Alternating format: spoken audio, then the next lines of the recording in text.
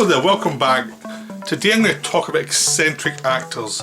Before I talked about crazy actors, I think crazy and eccentric are two different things. I think crazy comes from this emotional intensity, like something like Pacino, De Niro, Nicolas Cage. I thought they brought to the parts that, yeah, there's some eccentric, they are eccentric in some parts, but there's a kind of mania to them I feel was more emotional. And I think eccentrics are more amused by the genres around them. They're more amused by what they do for a living, and are amused by life a lot more. There's less anger to them. That's why I think they're eccentric. They can play with genre films that are having fun with their image, and they can accept their actors who have an image and it's a bit false, and they can be playful in a way I don't think the crazy actors can be playful with their persona, that they take it more seriously. So that's why I would define eccentric actors. Again, I'm going by their performances. I don't care about who they are as people. I'm going by the performances. It's just like, honestly, I couldn't care less about most people's private lives. They try and make it out as if it's important when you look in anything on the websites, like this person has this problem. Who cares? I'm just interested in what they're doing as actors.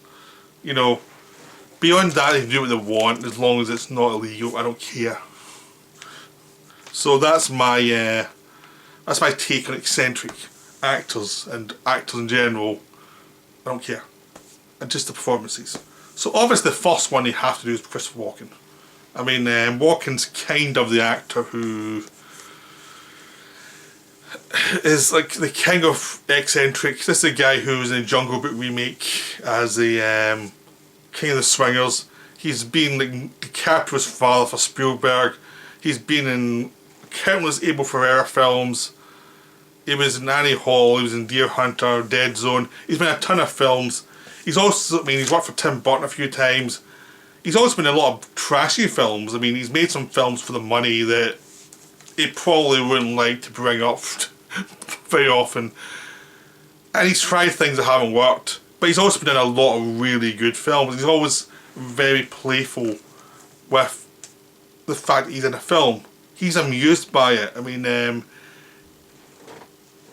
if you look at him in like Deer Hunter, De Niro's taking everything with weight. Well, Walken is giving the weight to the performance, but he's also almost amused by his own madness. Like he's almost like, this is interesting. I know I've gone crazy and I'm haunted, but there is a kind of undertone of a guy who's kind of playful with life and death that makes it creepier in a weird way than just simple seriousness.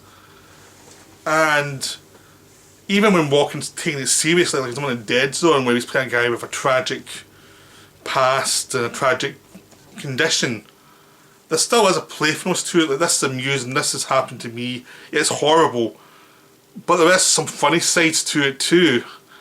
And there's this little looks he gives every so often that shows he's aware that he's in an absurd situation, but he's played it straight. But he's aware, the way people would be aware in real life, that there's something funny about it, and Walken kind of brings that with him. If you look at King New York, he's playing a drug dealer who's trying to find redemption by, you know, he's coming back and he can take back his territories, but he's trying to do something good as well, even though it's an absurd notion. And he kind of knows it's absurd, because all the harm he's done, all the harm he'll have to do to actually do some good, makes what he's doing absurd.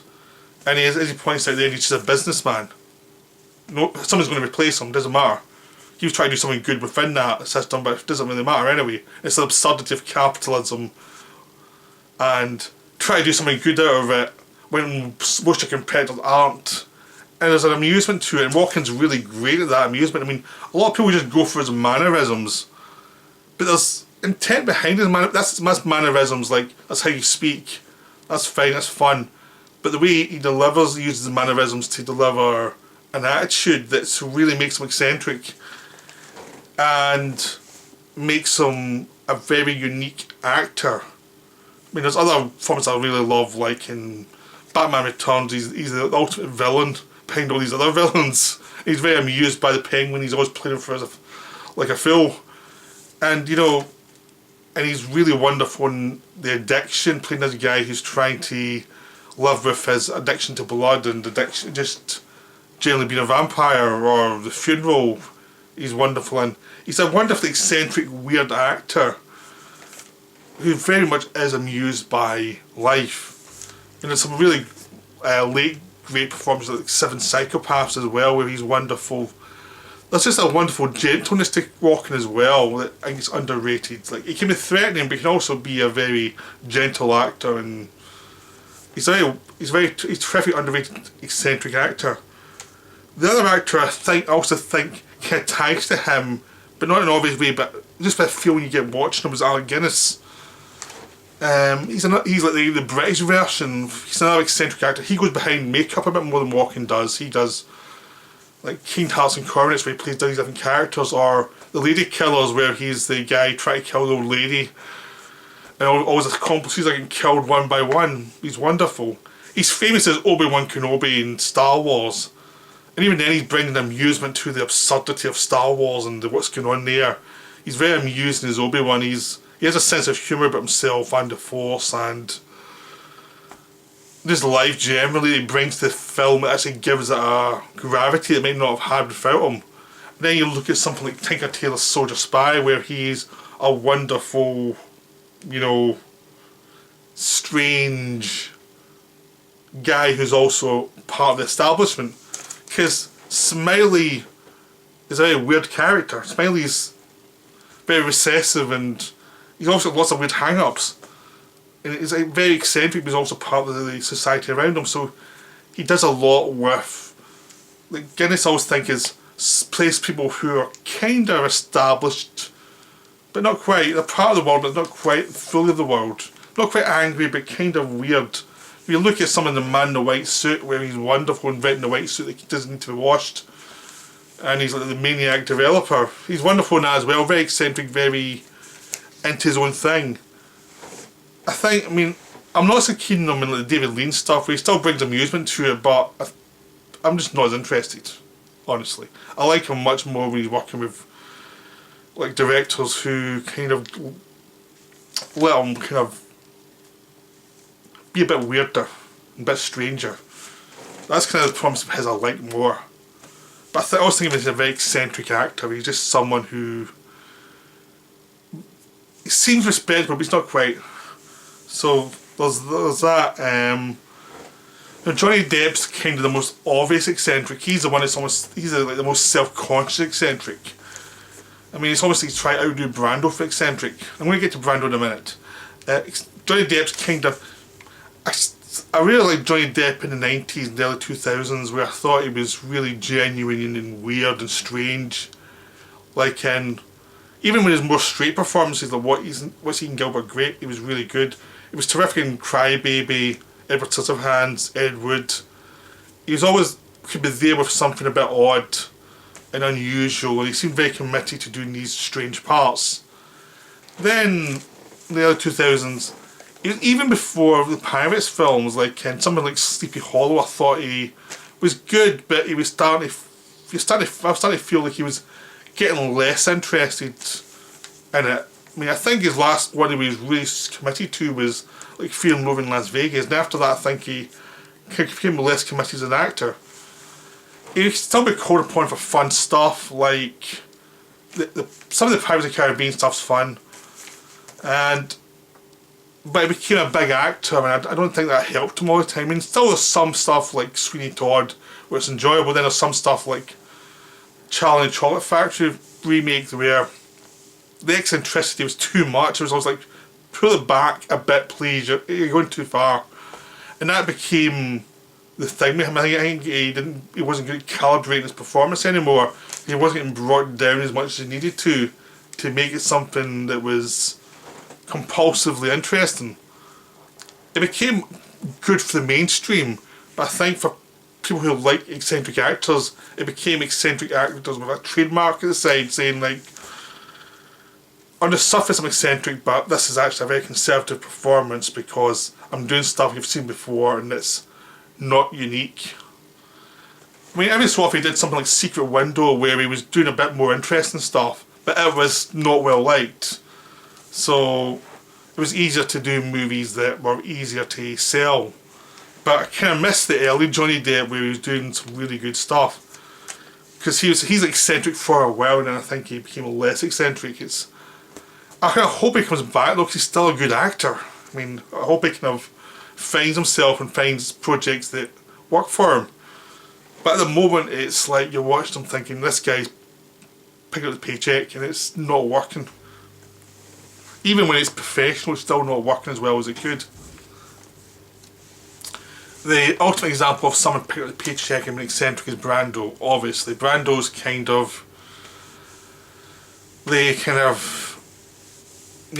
the god of eccentric actors. If you're looking for the mainstream definition of eccentric actors, for me the god of eccentric actors is Walken.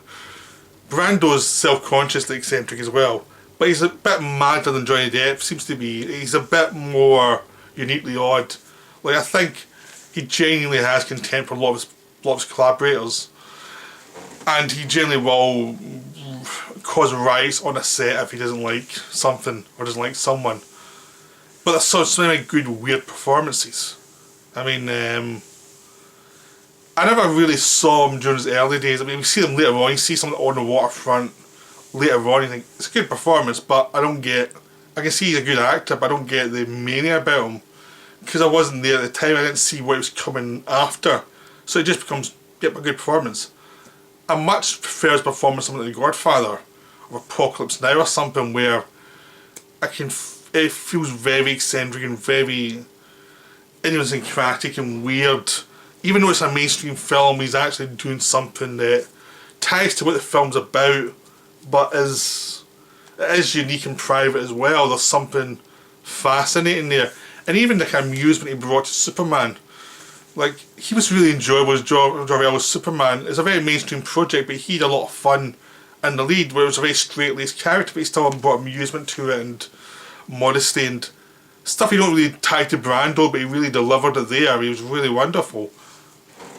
And there's a lot of stuff like 60s films I need to catch up on, like the chase and things that I really need to see that feel much more like the eccentric Brando. I mean, I keep on picking up in certain of his film and I think I like his stuff, I really like it. It's very self-indulgent, very weird, but it seems genuinely weird rather than forced weird. I think sometimes it's forced because he's stuck with collaborators that he doesn't like. But he worked a lot with Arthur Penn and he worked a lot with Coppola. So he's worked with weird directors better than he does work with mainstream directors. I think he gets a bit bored with the more conventional directors. So, but he is a very eccentric actor, very much an oddball. But kind of an overrated oddball. Like, there are people who have lasted longer being eccentric and doing interesting things with it than Brando has. Because there's so much self-indulgence with him, it's very weird. Another eccentric performance that's in the mainstream is The Freshman, where he parodies his own Godfather stick, basically. And it's wonderful, it's very charming. And it's a sign of an eccentric actor who's amused by himself and amused by his persona. So he's an interesting eccentric actor. Another one is James Coburn. James Coburn is a king of cool. He's like one of those actors who are always amused by themselves. I mean, it was his peak as a amused actor in the 60s with the Our Man Flint films and Great Escape and, Magnificent Seven. Very amused, supporting performance and very tolerant of other actors and giving them the space and knowing he's good enough to just come in and nail something. He's always those actors who always looked forward to seeing a film. When you was in a film, you always looked forward to seeing his scenes in it because he always knew it was going to be good because he was always going to be fun. And in the 70s he really knocked out the park with Pat Garrett and Billy Kidd. It was a very amused performance about his own fallibility. It's a great example of an eccentric performance as a leading performance, and a performance has weight. But it is eccentric, it is weird, but it's not weird in a very look at me kind of Johnny Depp way. It's eccentric in the little details, like that's a very fallible man and he's made some bad choices and amused by it in some way, and he's just an oddball in a time that is killing oddballs, and he's trying to be the straight man, the character, but he can't quite do it. And it's but he still has to go through with murdering his own friend, and it's a wonderful performance. It seems like a straight performance, but it's actually a really weird performance, and it's wonderful. It's really the high mark of a great actor. He may come back and did other films into mental health, and he did The Affliction with Paul Schrader, who loves oddball actors like Walken. So he's like a wonderfully oddball character, and it's really interesting to watch him. So, and again, another great eccentric actor, I've mentioned a lot more of his films. I mean, I loved him in Hudson Hawk as well, even though Hudson Hawk's a mess. You know, I don't care. Sue me, I like Hudson Hawk. Next is almost the opposite, which is Keitel, Harvey Keitel. Now he's almost the most angry of the eccentric actors. And the reason why he's not in an angry actor category, that kind of crazy actor, is there is a smile to him and amusement about how life treats him and how he's always like the second banana in the films. He's always the supporting actor. And yeah, he's obviously angry and crazy about it, but there's an amusement about how life works that he brings to his performances, even like in early stuff, like with the Scorsese stuff. De Niro felt angry, but Keitel felt tortured, but also kind of amused by life. And even as Sport and Taxi Driver, he brings an amusement to it that De Niro doesn't have, an amusement by life that springs through a lot of his films, a lot of his performances. We see him in a very underrated performance in The Two Jakes. He's very amused, he's very hard to get hold of, but it's there. And even his angry performances, there is an amusement to it. And if you look at some of his later stuff like Holy Smoke, he's really fragile and he's really willing to throw his persona out the door to try something new. And something like Bad Lieutenant or The Piano, these are kind of angry performances. These are films about angry people, but he brings us a weird grace and a weird amusement to who they are, and it is very eccentric choices he makes in the performance that makes me think he's an eccentric actor rather than an angry actor. If you look at something like Reservoir Dogs or Pulp Fiction, yeah, there's angst to it, but there is an amused look at how life treats you and how life just throws you to the wolves a lot of the time, and there's like a grace to him that I don't think you get in Pacino or De Niro, who feel much more angry at life than he does. He just feels like life can be tough, but let's get through it and see what we can do with it. It's just a wonderful, graceful performer. So that's why I think he's an eccentric actor. So now we're going to Jeff Goldblum, who's a very different actor from Keitel, obviously. He's like the king of eccentric. He's like, his whole body's almost like out of control in most of the films. Like he can't quite control his energy. Again, there's an amusement of life. Like even something, if you look at some of his other performances, he's gangly, like in The Right Stuff or basically the Body Snatchers remake. Then you get to The Fly, where his gangliness is put to good use by Cronenberg, who understands, he can see like the pathos and the kind of pain below it, but still appreciates the humour and the good naturedness of him. So that even when he goes for the violence, it's more of a tragedy of this kind of poor bastard, really, rather than something that's absolutely terrifying. That was kind of one of the keys to The Fly. Even when he was turned villainous, you still felt for him because you liked Goldblum. So I mean, Goldblum's always been this eccentric guy who's floated through blockbusters and eccentric films. And it did start interesting stuff like Deep Cover, where he was this crooked lawyer. And he's floated through like the Independence Day films, which are garbage, but he's always been amusing. He's kept a humanity to them by being eccentric and weird and just an oddball.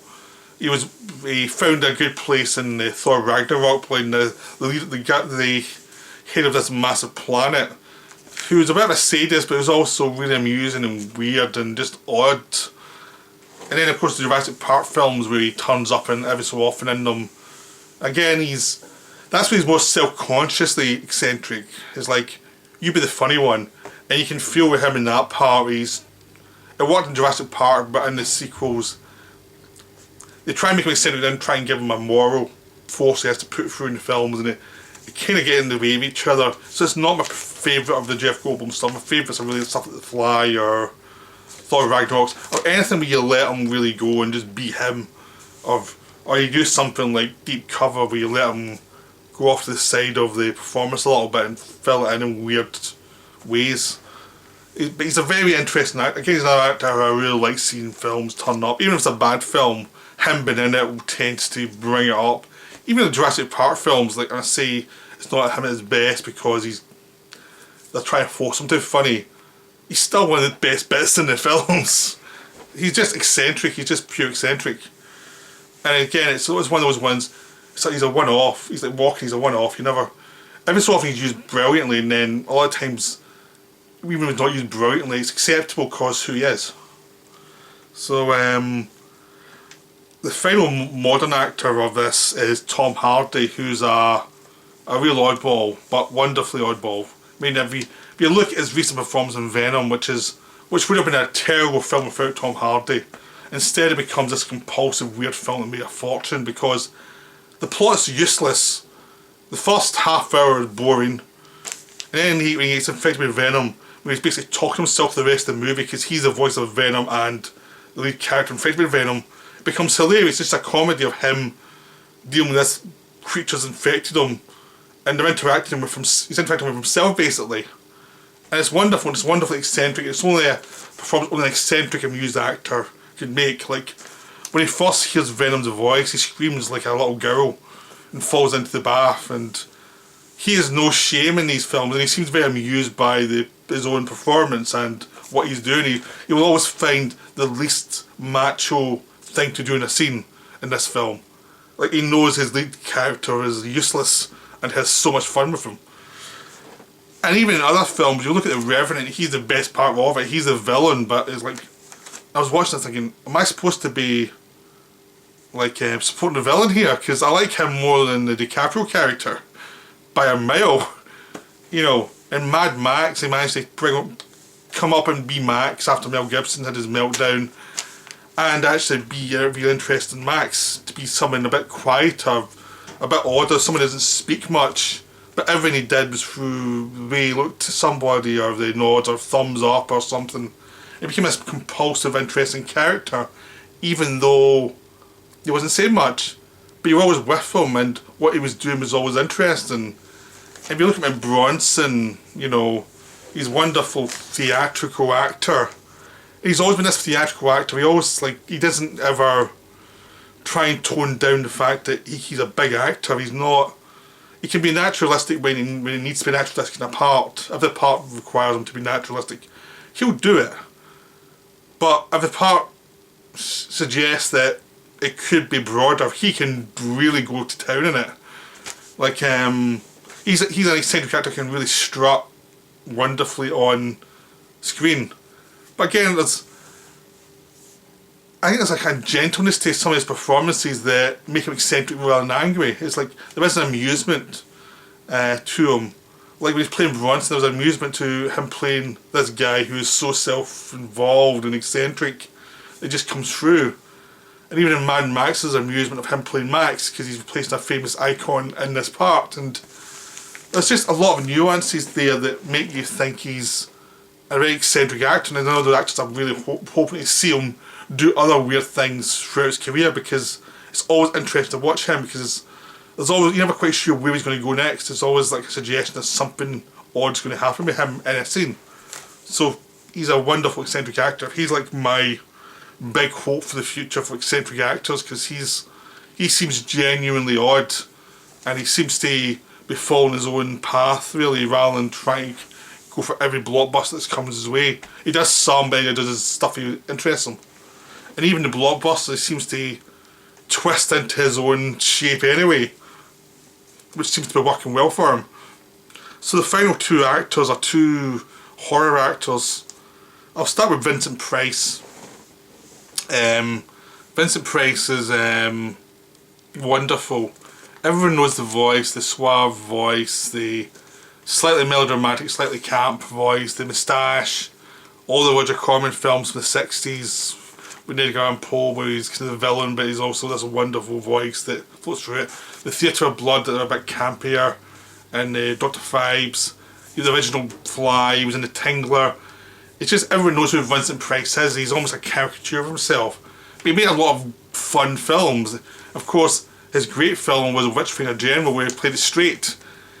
So he's got a nice career. It's very kind of oddball, and obviously he was never going to be the leading man. But he seemed to find his footing and find joy in the eccentricities of what he was given, and actually the horror drama suited him better because that allowed him to be free and actually be as eccentric as he wanted to be, and to allow him to do weird line readings, and that would actually help the film, and he understood where he was and he could really do something with it. Like, he understood filmmaking was fake, everything was fake about it, so he could. So I think when you put him in a realistic situation, it might not work as well, but give him something that's a bit more fantastical, he really shined and he really brought him up to what he should be. So he's a wonderful, eccentric actor. I mean, I adore watching his films, they're just great. And it's like, it's one of those things that once he was gone, no one could do a Vincent Price like Vincent Price. I mean, the only person who could do Vincent Price, I think, is Tom Hardy. If you look at Bronson, or you look at his voice, Tom Hardy's voice in Dark Knight Rises, which feels very kind of over the top and it's almost like Vincent Price in a massive body. But most people can do Vincent Price. They try, but they can't do it. He's a unique, individual, eccentric character. So he's wonderful. So the final actor of the eccentric actors I'm going for is Peter Cushing. Now, he played a lot of straight characters, sort of straight men in Hammer films. He was Van Helsing, he was Dr. Frankenstein. But he was a weird actor. But he did it in odd ways. He did a lot of eccentric characters for the Amicus films. I mean, he was doing stuff for the BBCs before he went into Hammer. And even in Hammer, like, his Dr. Frankenstein is a weird character. This guy is really weird. Very dark at times, other times very amused by life. Like, his taking killing people was always amusing. It's just people, I just need it for work. It's just oddball, and he knows how to ride that line of oddball. He's less obviously eccentric than Vincent Price, but he's kind of more like the Alec Guinness mode of, yeah, I'm playing the more authoritarian, serious characters, but I'm always going to find these odd characteristics, like how they hold something, or how they look at people, or how they wag their finger, or how they deliver a line. It's almost like they're finding ways to amuse themselves while they're working. Like, Peter Cushing delivers a lot of lines very straight but very eccentric at the same time. If you ever watch the horror of Dracula, or Dracula in the UK, he delivers all these lines about Dracula and all the exposition in a very straight-laced way on the surface, but it's also the rhythm of it is very musical and weird and eccentric. Kind of, it's not quite walking, but it is in the sense that it's done to his rhythm in a way that no one else would really do. And if you see him in a lot of Amicus films where he gets to play the heavy, he amuses himself with the weirdness of that. If you look at him in Star Wars, he's the heavy, but he's still very amusing. He's going to blow up a planet and he's quite pleased by that. He likes his job. He's a fascist dictator and he enjoys his job. Which is one of the reasons why Star Wars is a really good threat of the villains. Darth Vader and him on the Death Star. They're great villains because they're like Peter Cushing's character is really into it. He really enjoys blowing up planets. This is a good day of work for him. And that's what Peter Cushing can bring to any performance. Is like, yeah, they might be written straight, but he'll make sure it's eccentric by the time he's finished with it. And I think something like George Lucas, again with what he did with Alec Guinness, the same thing is like, he let them go because it obviously amused him, like what they were doing. It was like, yeah, just go do that, that's fine. You know, it obviously amused them. So they let them get away with it. And Peter Cushing never got the same respect that someone like Alec Guinness got, but he was doing a lower class of films. he was still doing Sherlock Holmes stuff and TV. He was all doing TV shows. He was doing like, he was always in the big Hammer films. Sometimes he would love to play villains, but usually it wasn't. Usually the hero, but he was always a bit oddball. If you look at Terror Express, he's playing the kind of slightly odder, more eccentric character. He's really enjoying himself, and this was at the time he was going through great personal difficulties when his wife had died, but he found a way through it by playing these oddball characters, and he's just a wonderfully eccentric actor who a lot of times is mistaken for the kind of straight man of horror, and he's not. He's a genuine weirdo, and he's a wonderful eccentric actor, and I think that should be recognised a lot more. He's much more in the working class than he is in the more normal side of things. He just is cast in those parts and then just twists them his way. So that's my look at eccentric actors. I hope you enjoy them. I'm sure you may not agree with everyone, but this is my perspective on what eccentric actors are. There are different type of actors. I just think eccentric actors sometimes are obvious, sometimes aren't. It's what they bring to a performance and what they bring to a look a certain way, or an amusement about what they're in, or just a sense that they're in the joke a little bit and they're amused by the joke, and they can find artistic way through the joke to do something unique and interesting with the parts. They're just wonderful. I love eccentric actors. They're my favourite kind of actors. So, hope you enjoyed this. I'll be back next week with more videos, but until then, goodbye.